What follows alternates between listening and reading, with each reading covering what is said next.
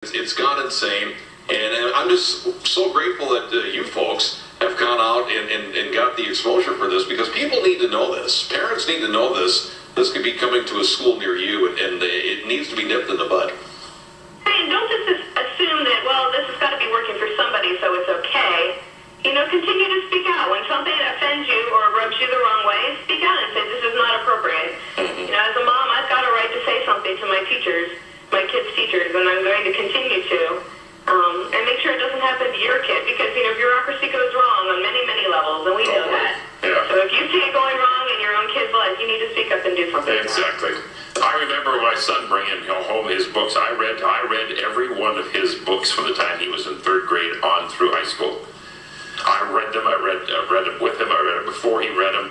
I highlighted things. I said, when you get to this, you know, you'd come and talk to me. Oh, my mom was a grizzly bear like that, too. She would always go in and yell at the teachers for not disciplining correctly, or for teaching us songs with witches' spells in them instead of the Christmas songs. Yeah, I did the same thing. And you have to be that kind of proactive if you want your... And also, it sends a message to the child that there are things worth fighting for. If the parents never come to school, never stand up for their child against the teacher, I'm not saying teacher's bad, but when you're dealing with a lot of different kids, a lot of different teachers, there's going to be something somewhere that's going to come up. If that parent doesn't stand up for that child, then the child's going to, you know, he's going to look at it and say, well, you know, why should I stand up for myself?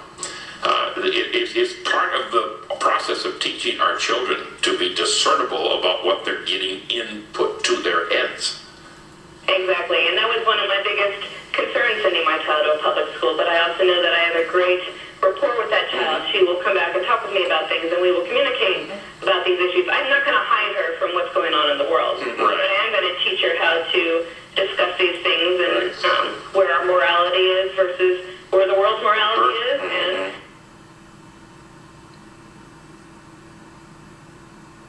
perfect. You know, I went to in grade school in the 70s. The town I went to, it was a rural town here in North Dakota. You know, the 300-400 people in my class. There was 12 in my class. So something like this, I just couldn't. After hearing this story, I just couldn't fathom it. But given what the government's been doing to everyone else and intruding in everyone's lives, yeah, I'm not surprised at all. But it's sad where we've come from, though. I mean, it's where I grew up, kind of like Mayberry, to what you have kind of like the Gestapo telling you what to do. It's pretty wild. I mean, what area of our life doesn't have some sort of government regulation in it at this point?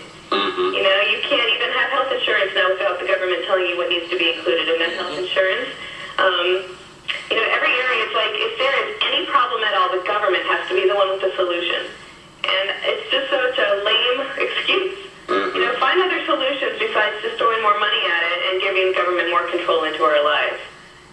Yeah, throwing more money at the problem doesn't fix it, and that's been proven time and time again. You need to have an actual solution. If there is a problem to fix, have an actual solution. We just need more and more laws. That's all we need. Yes, more government to protect you from yourself. That's what it boils down to. Now, I understand you have that permit yet in that park to do a little more protesting. Any other big things that you can tell us about that's going to be coming up with that? I don't know the ones that are coming up. We've had a lot of fun. We had somebody come through and do their rap on liberty, and we've had big signs that said honk if you are tired of government spending your money. I know that the protest organizer, David O'Massey, took all the change off the top of his dresser and offered to give it to the IRS because the government, people want us to pay even more money to the IRS than we are obligated to pay. So he brought out a list for signatures and took it to Occupy DC and asked them how many of them are willing to pay more than they have to the IRS. And that'd be good. Yeah, it didn't have many takers on that. No, I suppose not. Funny how that works. All right. Well, Jennifer, we're out of time here this morning, but we appreciate your time this morning and the great work you folks are doing with such a topic as this. I'm glad it got brought to the forefront and a lot of people got to hear what was happening.